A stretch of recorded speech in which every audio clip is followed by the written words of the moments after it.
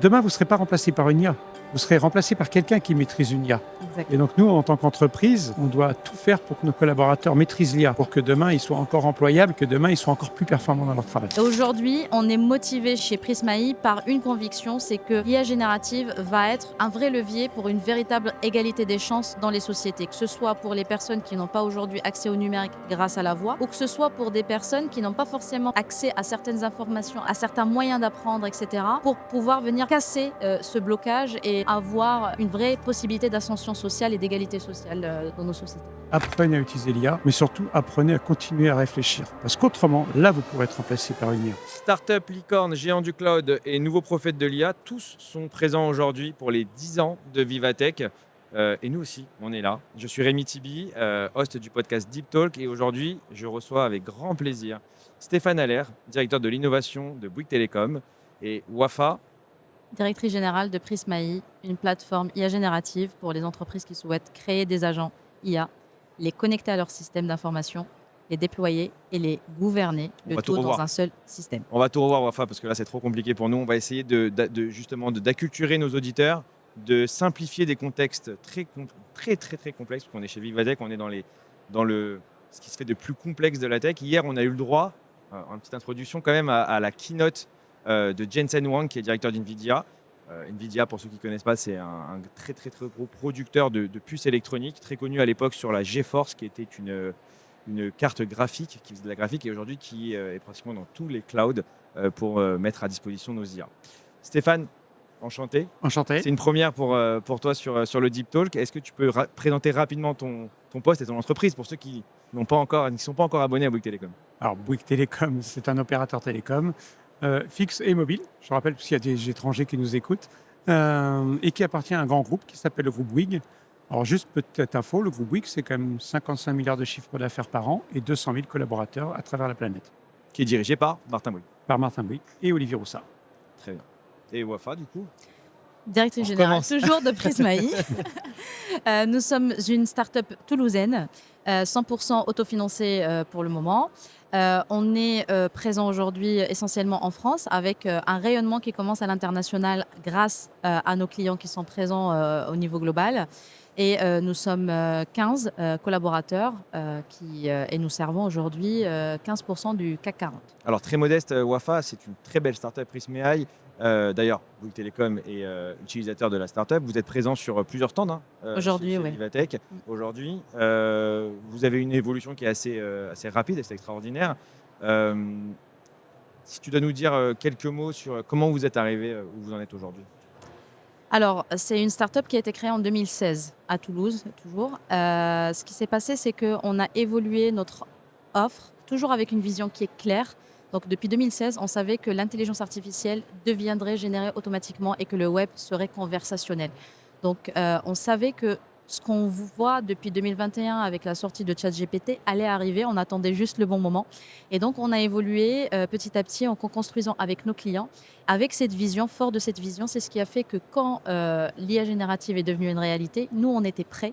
On avait les outils qu'il fallait. Et c'est ce qui fait aujourd'hui qu'on a une belle avance technologique par rapport au reste du marché. Génial, hyper intéressant. Donc, vous étiez un peu précurseur, du coup, pas trop time to market. Vous étiez un peu en avance par rapport au marché. Donc, au début, vous avez personne pour regarder. Vous avez pivoté, c'est hyper intéressant de dire ça. Oui.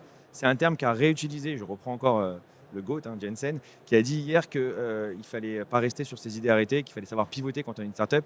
On sait que Mistral a pivoté récemment sur son offre. Chez Bouygues Télécom, est-ce qu'il y a des sujets comme ça? Est-ce que vous avez pivoté? Alors, c'est dans le métier de Bouygues Télécom, est-ce qu'on a pivoté? Au début, on n'était pas dans le fixe. Maintenant, on est dans le fixe. Donc, c'est vrai qu'on est passé du mobile au fixe. D'autres étaient dans le fixe, ils sont allés au mobile. Et aujourd'hui, on se rend compte qu'on a des foyers, ce qu'on appelle convergents. Est-ce que c'est pivoté? Mais par contre, c'est sûr que moi, j'ai créé différentes boîtes, dont Objet News pour Bouygues Télécom. Et c'est vrai que quand vous êtes dans une start-up, vous avez intérêt de pivoter rapidement. Parce que si vous n'avez pas de clients et si vous n'avez pas de revenus, vous ne payez pas les salaires. Et exactement. Ça, c'est quelque chose qui revient énormément aussi. C'est qu'aujourd'hui, on regarde les startups et on investit dans les startups qui ont du revenu, qui arrivent à vendre un produit, un premier produit en tout cas, qui ont des premiers revenus. Parce qu'on a eu énormément de, je ne vais pas les citer, mais on a énormément de cas où ils ont dépensé énormément de cash et au final, il n'y avait pas de produit, il n'y avait pas de revenus et ça n'a pas fonctionné. On va rentrer tout de suite dans le vif du sujet. Le sujet du Deep Talk, c'est l'IA. Le sujet aussi de Vivatech, on ne peut pas le cacher, c'est l'IA. On la voit un peu partout. Il y a une révolution sur les IA génératives, tu l'as cité depuis 2021 avec OpenAI et ChatGPT. Comment vous avez vécu cette révolution au sein de Bouygues Telecom? Ce n'est pas la première révolution industrielle que vous avez connue, j'imagine, et encore toi Stéphane, j'imagine que ce n'est pas la première révolution, un peu comme moi aussi, qui en a connu d'autres. C'est nos cheveux blancs qui ressortent du coup. Comment vous avez vécu cette révolution d'IA générative et qu'est-ce que vous avez mis en place?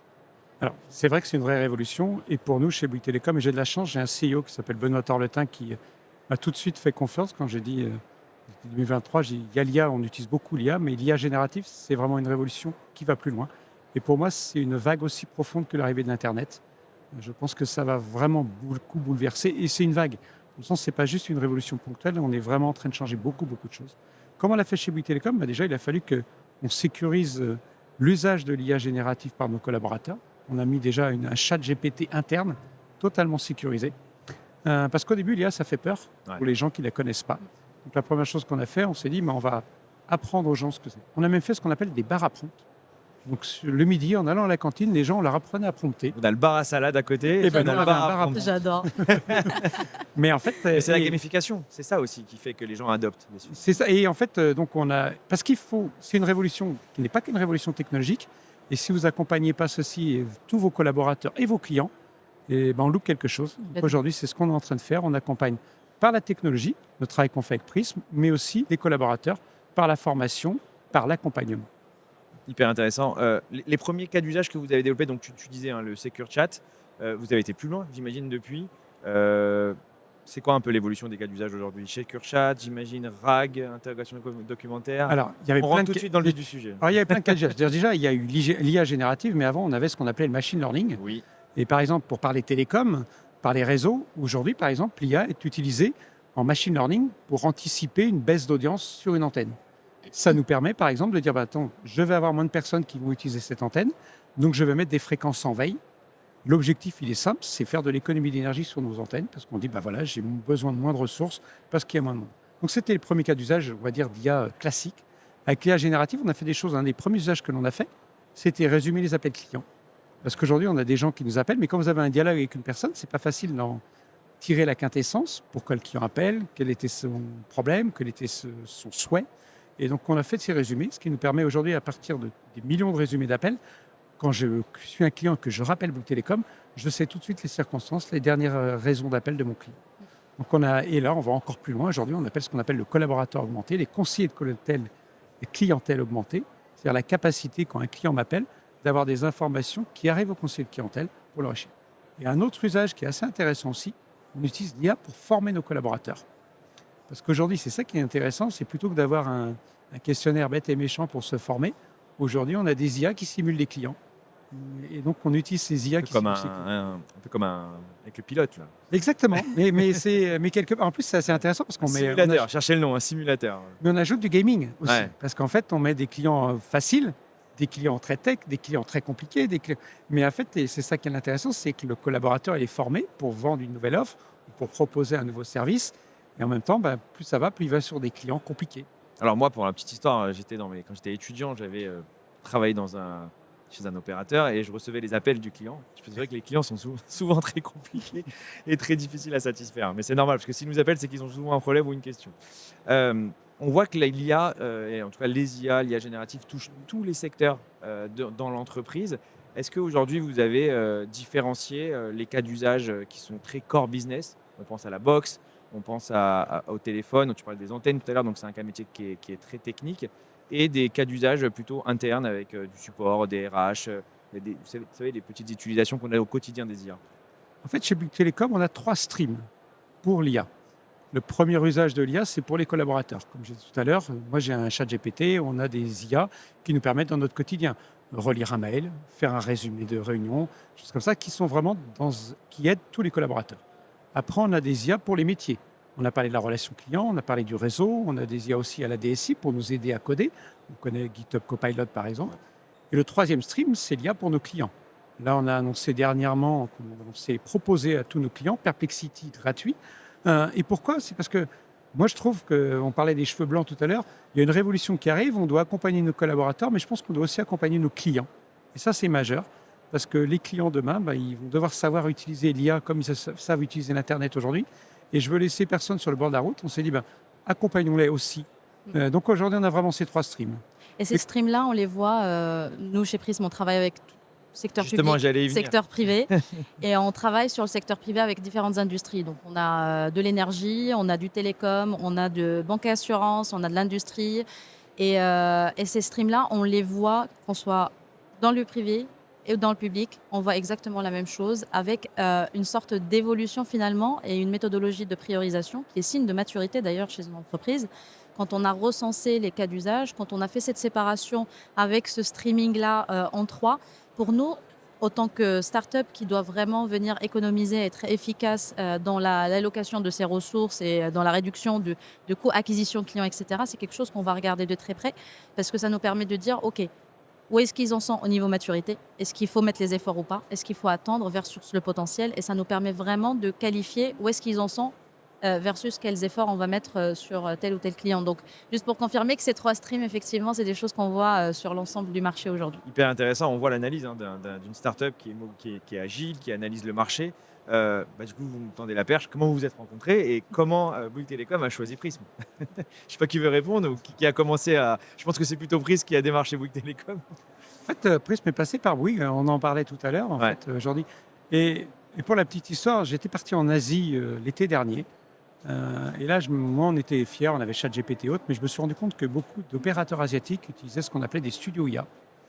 Et je me disais, mais oui, parce que nous, on manquait quelque chose.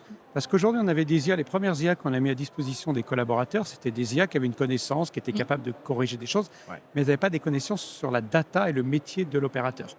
Et c'est pour ça que je me suis dit, mais la plupart des usages, très franchement, dans l'entreprise, 90% des usages, c'est j'utilise une IA pour aller chercher des informations dans une documentation qui est trop importante pour que je la maîtrise parfaitement. Et je me suis dit, mais on ne va pas s'amuser à faire ça pour l'ensemble de nos métiers. Donc j'ai imaginé ce qu'on appelle le RAG as a service. Et c'est là que j'ai demandé à mes experts techniques, mais qu'est-ce que vous avez comme entreprise dans le radar, RAG as a service? Et c'est là qu'on m'a parlé de Prism. Voilà. Et moi, je me rappelle, c'était en août, fin août, milieu du mois d'août. Je venais d'arriver à La Réunion et puis on m'appelle... il y a un meeting important. J'ai OK, envoyez-moi les contacts. Donc là, je fais effectivement, les contacts sont qualifiés, les bonnes personnes sont là pour driver. Et c'est vrai que c'était une belle aventure avec Bouygues Telecom, que ce soit dans le process ou que ce soit dans les aventure. C'est une belle aventure. C'est une belle aventure toujours et on compte bien faire en sorte que ça continue. Mais en tout cas, pour dire que, en fait, nous, ce qui nous avait, c'était les prémices des premiers clients qu'on voit suffisamment matures sur le sujet et qui se donnent les moyens de réussir. Parce que jusque-là, en fait, on avait face à nous des clients, des prospects qui ne comprenaient pas tout à fait la proposition de valeur. En même temps, nous, peut-être qu'on était encore très jeunes sur le discours. Et donc, c'était la première fois où on est face à une corporate qui sait où elle veut aller et avec qui on a challengé le discours, le niveau de maturité. On a finalement poliché un peu tout ça. Et c'est là où on s'est dit, OK, voilà ce qu'ils demandent, les critères, etc. Nous, on sait répondre. On va matcher les discours pour faire en sorte de convaincre. Et c'est ce qui s'est passé. Je laisserai Stéphane dire pourquoi est-ce qu'ils nous ont choisi au final. C'est vrai que si je peux mettre une petite touche, c'est qu'on ne vend pas à des PME, TPE comme on vend à un corporate, ou en tout cas on ne propose pas la même valeur qu'on propose et les niveaux d'attente aussi d'un corporate sont très importants. On parlait de ça tout à l'heure sur un autre podcast, mais c'est vrai que la sécurité, les risques, la montée en puissance, le scale, enfin tout ça, c'est pas du tout la même chose entre une petite boîte et puis il y avait une composante aussi, c'est que le marché n'était pas mature. On savait pas, ça restait quand même relativement jeune, relativement nouveau. Et on voit, nous en tout cas chez Prism AI, on voit aujourd'hui l'évolution depuis octobre-novembre 2024 versus mars, avril 2025, il y a une réelle maturité. Ça commence réellement à prendre. On commence à parler des vrais sujets et on commence vraiment à voir la vraie valeur ajoutée et comment est-ce qu'on peut aller vers quelque chose qui va finalement être au service de l'humain pour accélérer véritablement l'innovation. Et on commence à avoir suffisamment de recul pour savoir où on va. Et quand je dis ça, c'est vraiment, encore une fois, sur l'ensemble des industries qu'on côtoie aujourd'hui. Alors concrètement, si on parle concret, puisque vous êtes sur le stand de Bouygues Telecom, enfin de Bouygues du coup, c'est quoi que vous proposez à Bouygues? C'est quoi le service en fait? C'est quoi la valeur? Alors, c'est une plateforme. Moi, je l'ai vu, la plateforme, elle est sympa. Hein. On pourra la mettre en commentaire si vous voulez. On fera pas des screenshots de la plateforme. Elle a été très customisée en plus. Elle a été très personnalisée pour Bouygues Telecom. Moi qui la connais chez d'autres personnes, chez Bouygues Telecom, elle est très personnalisée. Alors, c'est une plateforme qui est à disposition du client. Donc, c'est les collaborateurs qui vont pouvoir créer par eux-mêmes les différents agents dont ils sentent réellement la valeur ajoutée.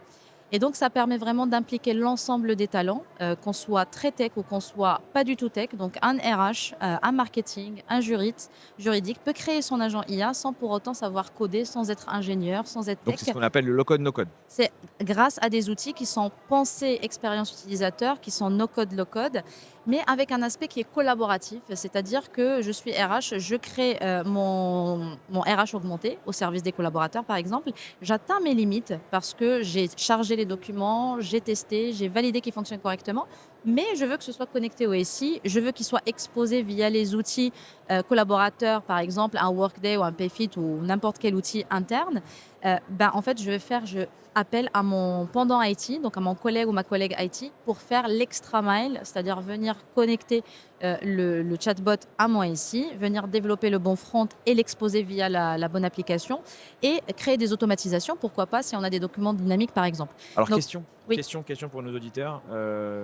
Mes données qui rentrent dans Prism, est-ce qu'elles vont pas à l'extérieur du coup? Alors, pas du tout, parce que c'est toute la valeur ajoutée, c'est qu'on vient finalement Parce que installer moi, la je veux pas que mes plateforme. données de chez Bouygues Télécom, ils vont chez Prism. On est d'accord. Donc, en fait, c'est pas installé chez nous. Pour les grands comptes, en tout cas, la plateforme, elle est déployée directement sur le système d'information du client. On-premise. Alors, on a trois possibilités. Soit c'est auto-hébergé sur le cloud du choix du client, Ok, soit c'est on-premise sur des GPU propriétaires, ok. et ça peut également être hybride, donc sur du GPU et sur du cloud à la fois. Pourquoi? Et nous, on pousse pour la troisième option de manière proactive. Pourquoi? Parce qu'aujourd'hui, on sait qu'on a un peu de retard sur le cloud. Quand tu dis nous, c'est la France? Nous, la France et l'Europe. On a du retard par rapport au cloud. On sait que les GPU restent limités. Et donc, on pousse le pragmatisme. C'est une valeur chez nous, chez Prismaï, c'est le pragmatisme. Et de dire, voilà, OK, tout ce qui va être de l'ordre de la haute confidentialité, ce qu'on appelle criticité 1 et 2, ça peut aller sur du cloud. Et en même temps, tout ce qui va être hautement classifié, hautement critique, on va le balancer sur du on-premise. Et ça permet de faire finalement une bonne gestion de mes ressources GPU qui sont encore une fois limitées, sans pour autant compromettre la sécurité. Sachant que la manière dont on a conçu la plateforme, c'est que tous les choix qu'on fait aujourd'hui au moment de l'installation en termes de hosting sont réversibles. C'est-à-dire qu'on peut très bien demain changer de cloud. On a des clients aujourd'hui qui nous disent on est en train de basculer chez tel cloud. Comment on fait? On va créer une instance, tout basculer. Il n'y aura pas de perdition de tout ce qui aura été réalisé sur la première instance. Agnostique sur le cloud, agnostique Exactement. sur les LLM, on peut choisir qui on veut, du Claude, du ChatGPT, du Mistral aussi. On a même l'Inagora qui est un modèle très très local français qui est sur la plateforme pour ceux qui le souhaitent. Question pour Stéphane, du coup, l'adoption de la plateforme Prism, c'est réalisé, premièrement, comment c'est réalisé l'adoption? Et deuxièmement, ce qui m'intéresse de savoir par rapport à cette plateforme, c'est comment ça a été vécu en interne de se dire, OK les gars, on cherche une solution raguée de service, par contre on va pas le faire, on va pas le mec, comme on dit, mais on va l'acheter. Alors déjà, si je peux me revenir et sans parler sûr. trop technique, en fait, on est en train d'évoluer dans toutes les entreprises. Et j'aimais bien, il y a une étude de Microsoft qui a dit, et on était à la phase 1, nous, chez Bouygues Télécom, une étude de Microsoft qui racontait que les premiers collaborateurs qui utilisaient l'IA, on appelait de collaborateurs augmentés. Et c'est vrai, je vous disais, moi, je fais relire des mails par des IA, Ouais. je trouve une IA pour me donner des idées, et je deviens un collaborateur augmenté. Mm. Là, on est en train de passer dans la phase 2. Je suis à la phase 2 où je suis un collaborateur, mais je travaille avec un agent. Et alors, ce n'est pas de la science-fiction. Moi, je vous donne un exemple. Chez Bouygues Télécom, on a des réunions où on invite un agent qui fera le compte-rendu de la réunion, qui fera les notes, qui prendra les actions. Mais on aura de plus en plus d'agents à nos côtés, comme on peut avoir un agent pour faire du développement informatique, à nos côtés. Donc là, on est vraiment à cette phase 2. Et c'est le choix de cette plateforme. RAG as a service avec l'agentique. Et on prépare ce que j'attends la troisième phase, c'est ce qu'on appelle l'orchestration d'agents. Et l'orchestration d'agents, c'est comment demain, moi, en tant que collaborateur, je suis capable de piloter ces agents. Et donc là, aujourd'hui, c'est vraiment le choix qu'on a fait avec Prism. On avait la capacité d'avoir des IA, des LLM, mais on voulait une plateforme qui nous permette, de choisir nos LLM, tout en ayant des données totalement sécurisées et en étant avec un partenaire français. Mais deux, on voulait aussi être capable de travailler sur nos données, mais en toute sécurité, parce qu'au sein même d'une entreprise, vous ne voulez pas que les contrats juridiques X soient vus par des gens du commerce ou X ou Y. Donc, on doit vraiment séparer au sein même d'une entreprise les différents métiers. Et cette plateforme nous le permettait. Et puis surtout, nous permet de faire de l'agentique et donc elle nous prépare à cette seconde phase et cette troisième, parce que demain, on devra piloter aussi ces IA. Parce que les LLM, ça va très très vite.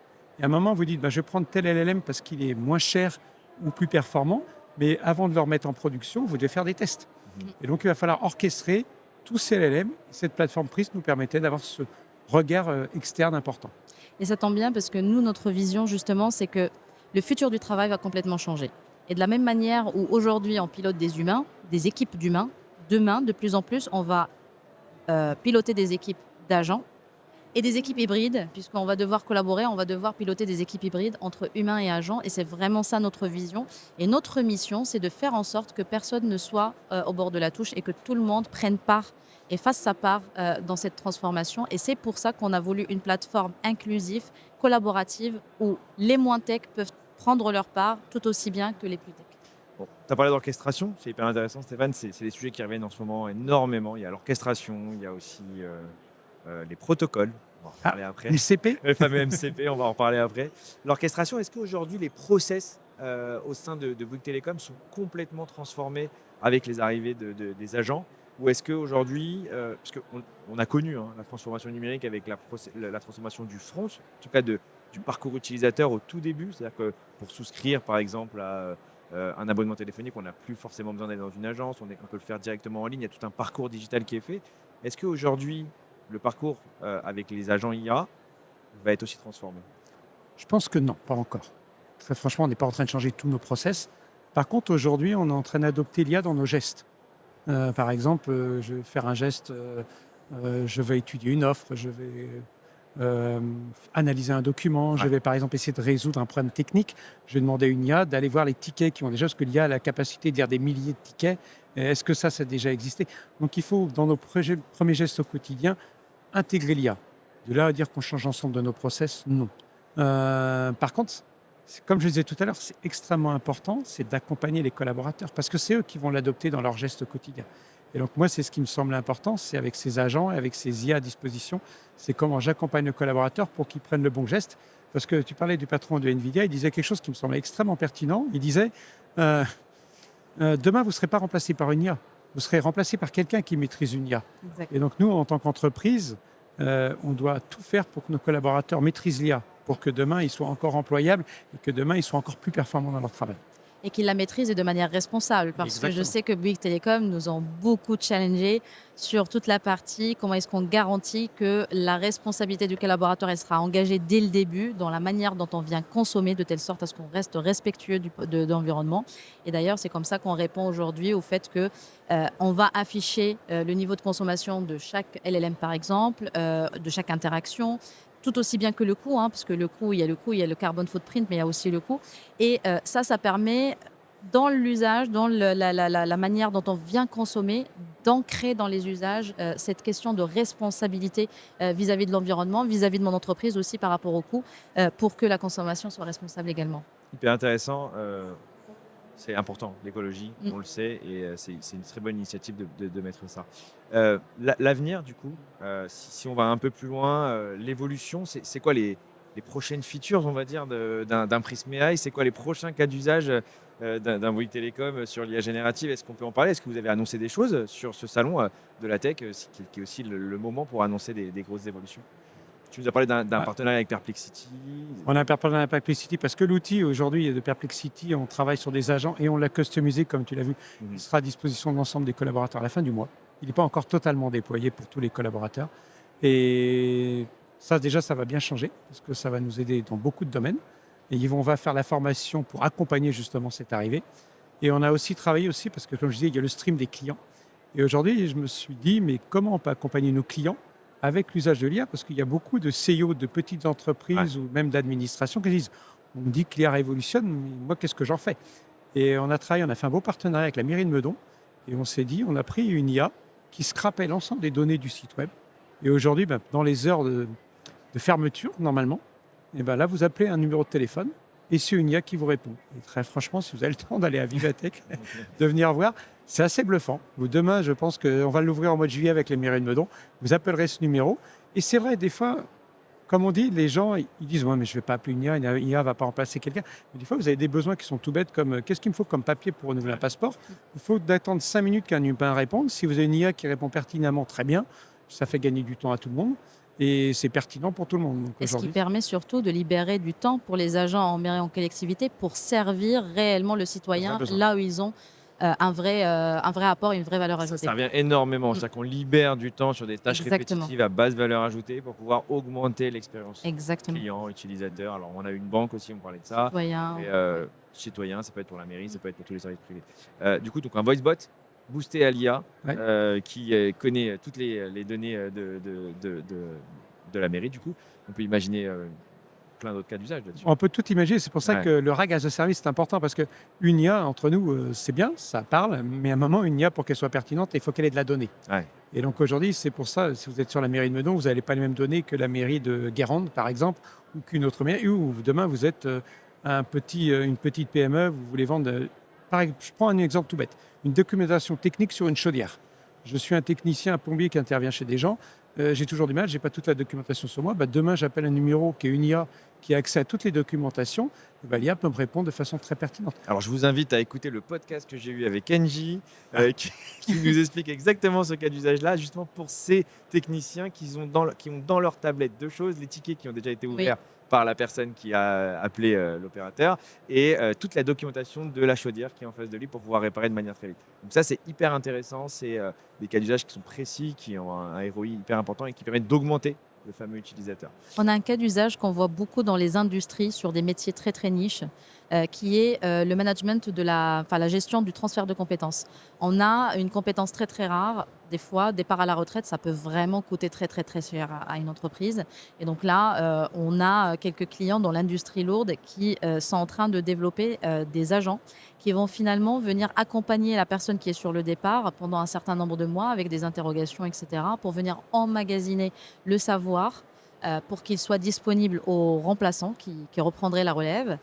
Et ce qui est intéressant, c'est que ce cas d'usage a donné lieu à d'autres cas d'usage qui sont en train d'être développés, parce que dans ces industries-là, il y a des procédures qui ont pu être digitalisées, par exemple, mais il y a une différence avec le temps, il y a un écart entre ce qui a été documenté et ce qui a été réellement pris, gardé dans les coutumes, dans les pratiques. Et donc, cet agent aujourd'hui, il est en train de nourrir un autre agent qui va venir analyser les écarts entre ce qui est réellement fait, ce qui a été documenté, pour venir mettre à jour les documentations. Et donc ça a une valeur inestimable pour des entreprises pour qui des métiers très très niches et très très rares, le moindre départ, ça devient très très coûteux pour l'entreprise. Merci Wafa, merci Stéphane. Là, on est euphorique sur tout ce qui se passe. Maintenant, on va être un peu moins euphorique. Il y a d'autres sujets, hein. Il y a tous ces risques qui sont liés autour de l'IA. On a parlé un tout petit peu de l'environnement. On sait qu'il y a l'IA Act aussi qui vient contrôler, la réglementation européenne qui vient contrôler. Qu'est-ce que vous direz aux gens qui sont très sceptiques et qui ont très peur? On parle encore de cette keynote, on a vu des robots partout. On voit que l'avenir après l'IA agentique, c'est le physical AI, ce qu'ils appellent le physical AI, c'est-à-dire en fait l'IA intégrée dans des robots. Moi, ça me fait un peu peur de me dire que demain, on va avoir tous ces robots-là, on va avoir l'IA. Non, tu crois pas? Si, ça me fait un peu peur. J'y crois. D'accord. Okay. Si, j'y crois. Non, ça me fait un peu peur et du coup, je pense que ça fait peur à beaucoup de gens. Comment vous pouvez rassurer les gens? Toi, tu es directeur de l'innovation, donc ton but, c'est d'aller chercher de l'innovation. Non, mais moi, c'est pas parce que tu es directeur de l'innovation que tu vois pas des choses qui te font peur. Moi, j'essaie toujours de voir dans une technologie en quoi ça peut être utile. Mais je suis d'accord, aujourd'hui, franchement, et ce serait tout un podcast entier, mais on pourrait parler de...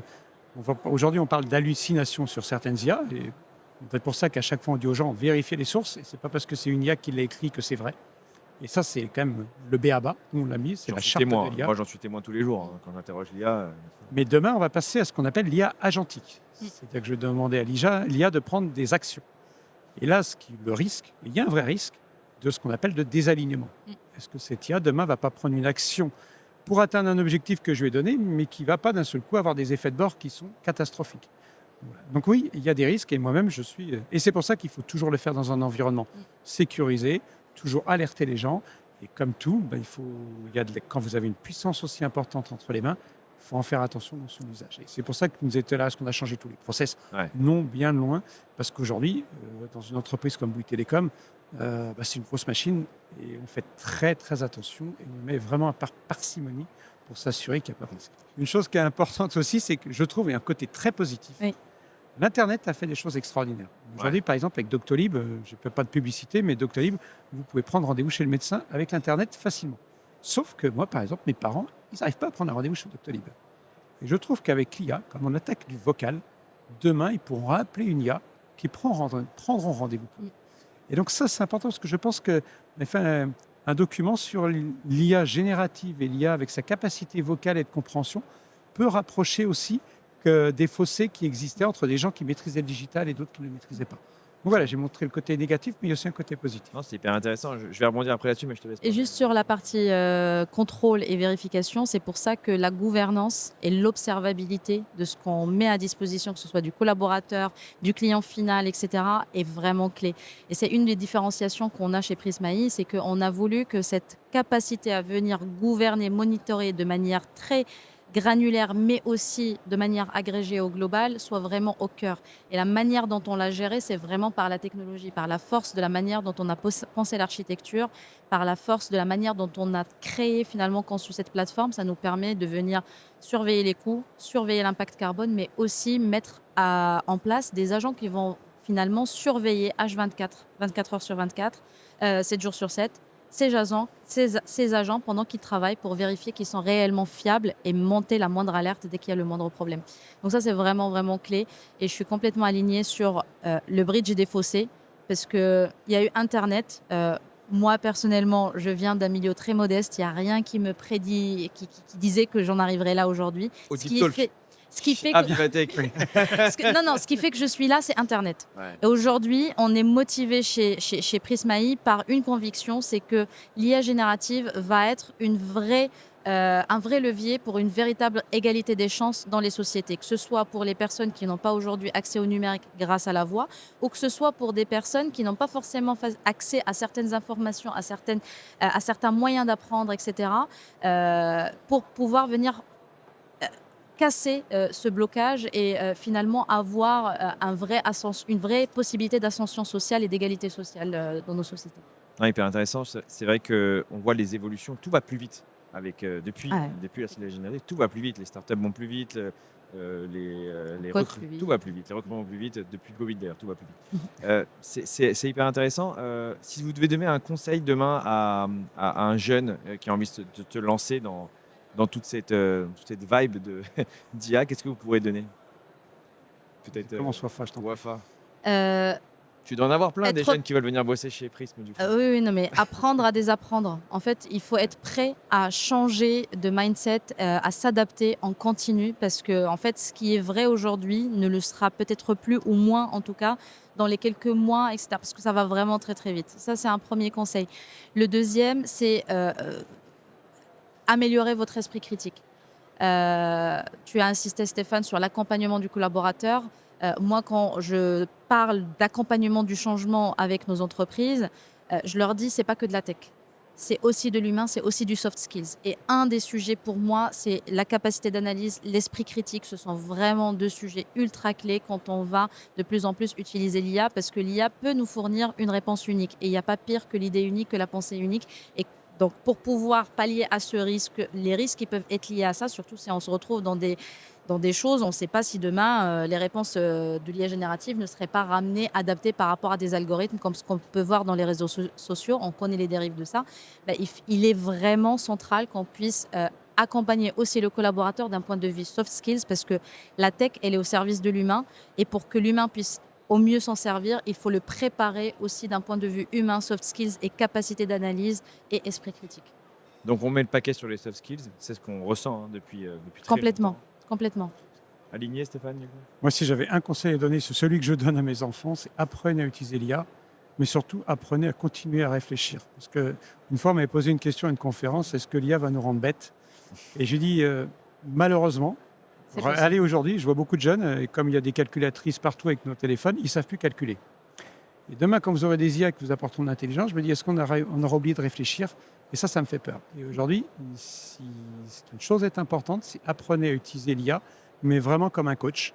Moi, j'utilise l'IA pour aller creuser des choses que je ne maîtrise pas ou je ne connais pas.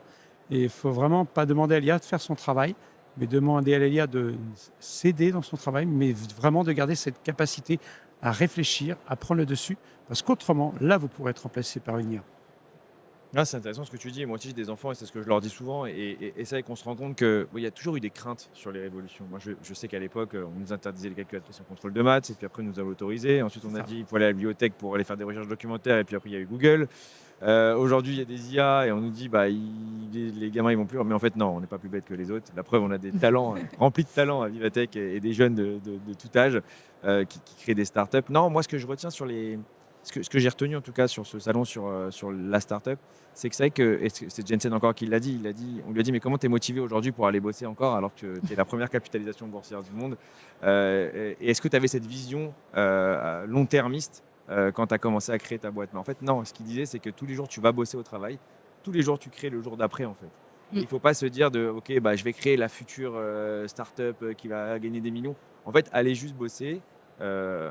Renseignez-vous, Prendre du plaisir. Prenez du plaisir. Et en fait, c'est ça qu'on voit aussi dans les startups comme Prism, c'est qu'au quotidien, ils ont une énergie. Et d'ailleurs, si tu n'as pas cette énergie, tu peux pas te lever le matin pour aller bosser. Ah, complètement. Voilà. Complètement. Peut-être le mot de la fin, puisqu'on arrive à la fin de ce podcast. J'ai envie de parler d'avenir et du coup de révolution sur l'IA. C'est quoi le next tape de l'IA si vous devez vous donner une boule de cristal à tous les deux, ça serait quoi? Pas simple comme question, je vous le dis. En tant qu'opérateur mobile, moi j'ai une petite idée. Ça m'intéresse. En fait, je pense que demain, on aura un coach personnel dans sa poche. Je pense que tout à fait, on aura une IA qui nous comprendra parfaitement, qui anticipera. Par exemple, je dis, ah tiens, je t'ai pris rendez-vous chez le coiffeur, et l'IA prendra rendez-vous pour le coiffeur. Je t'ai pris il faudrait peut-être que tu ailles chez le médecin. Ou tiens, j'ai envie de partir en voyage, c'est l'IA qui prend mon voyage, qui connaît mes goûts. Je pense que demain, on aura tous un coach personnel dans sa poche qui nous accompagnera, qui anticipera nos besoins, mais qui nous aidera aussi quand on a des difficultés. Intéressant. J'ai complètement cette même vision. Et ça, pour y arriver, pour moi, on va évoluer vers un monde où, de la même manière où en langage naturel, on va poser des questions, aller chercher dans une base de données, base de connaissances. Demain, on va poser une question et on va créer des choses. Donc, je sais pas, text to create ou text to app, ça peut être sous forme d'app, ça peut être sous forme d'un certain nombre de choses. Mais en tout cas, pour moi, c'est avec la voix, avec le fait de parler comme je te parle aujourd'hui, on va pouvoir créer des choses qui vont nous aider, les annuler, les manager, sans qu'il y ait forcément besoin de venir faire des choses complexes avec un IT complexe ou des temps de développement complexes. Et c'est ce qui va peut-être nous ramener vers ce futur-là où beaucoup d'automatisation, beaucoup moins de charge mentale du coup. J'espère vers une meilleure humanité parce qu'il ne faut pas oublier l'objectif, c'est que toute cette intelligence artificielle soit vraiment au service de l'intelligence humaine et d'un monde meilleur, je l'espère. Est-ce que c'est encore un sujet qu'on a, hein, les sujets des jumeaux numériques, c'est des sujets qu'on voit souvent. Est-ce que c'est quelque chose que vous avez imaginé? Est-ce que vous vous dites que demain, vous allez être cloné, et vous allez avoir votre propre jumeau et que demain, je ferai un podcast avec le jumeau de Wafa et le jumeau de Stéphane?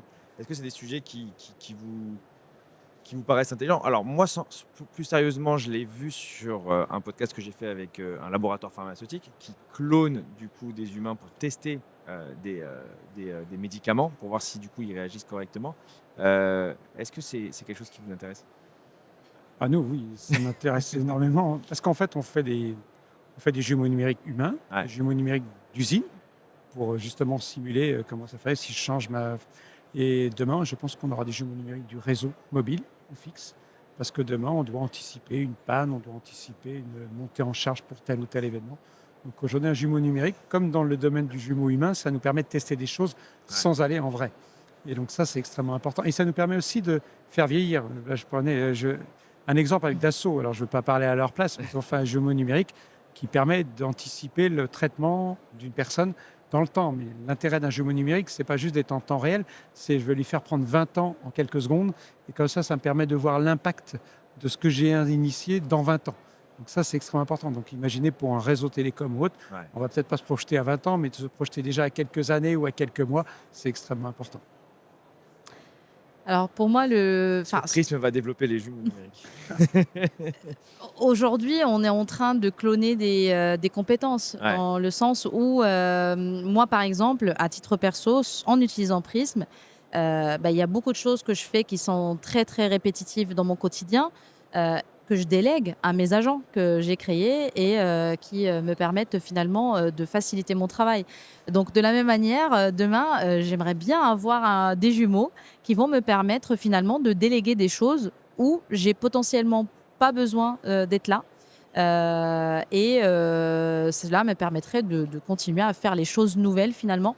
Donc tout ce qui est déjà connu, tout ce qui est déjà du terrain connu, qui ne nécessite pas forcément d'humain, moi j'aimerais bien avoir une mini Wafa robot C'est plus Wafa qui répond à nos mails, il faut le savoir.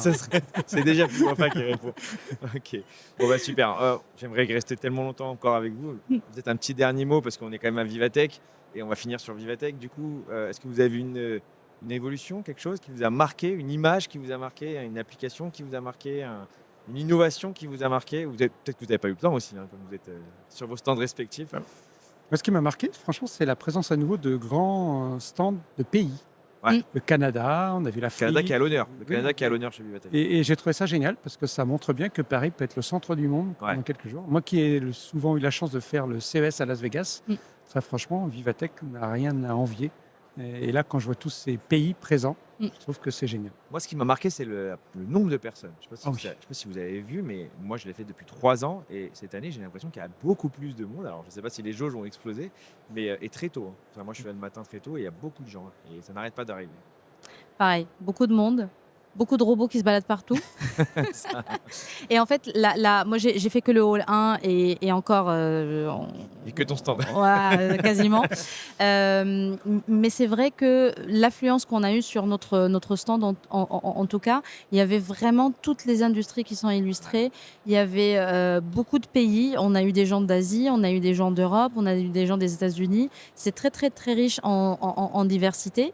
Et puis, ce qui m'a marqué, c'est qu'il y a quand même une vraie maturité qui commence à se mettre en place. On l'a senti dans le discours, on l'a senti dans les termes employés, on a senti surtout dans les questions qui sont posées. Et donc, le dernier salon comme ça, pas de cette taille, mais spécialisé, c'était Big Data IA. Donc, on est vraiment au cœur de la data et de l'IA. Il n'y avait pas ce niveau de questionnement. Donc, moi, ce qui m'a marqué, c'est vraiment le niveau de sensibilité, de connaissance et de maturité qu'on commence à toucher. Et c'est vraiment sur l'ensemble encore une fois, des secteurs des pays qu'on a pu recevoir sur nos différents stands. Et ce n'est que le début. Ce sera mon mot de la fin. Du coup, on est sur une révolution qui va durer, qui va être pendant très longtemps. Donc, on se reverra l'année prochaine sur le Deep Talk et à Vivatech. Et encore pour les 10 prochaines années, je pense. Merci à vous deux. Merci Stéphane. Merci bien. Merci d'avoir accepté Rémi. l'invitation. Merci Wafa. C'est un grand plaisir de vous avoir au Deep Talk.